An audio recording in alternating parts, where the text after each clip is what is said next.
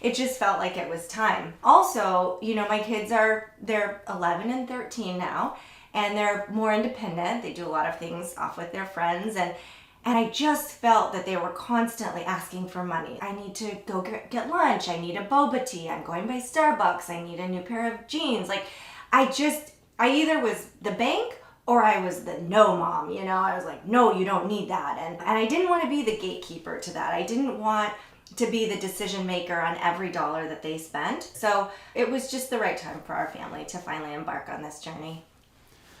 We went to the store at like 9 p.m. They really wanted ice cream. I was feeling like being a nice mom. And so I said, okay, we can go to ice cream. These are the three things we're getting. So we cleared it before we went in the store. We're getting toothpaste, I'm getting coffee, and you're getting ice cream. That's it, So we go in, and then John starts going, well, can I get some Sour Patch Kids for the movie tomorrow? And can I get a bag of chips and this and that? And I was like, sure, you can. Hope you brought your debit card. And I just walk away.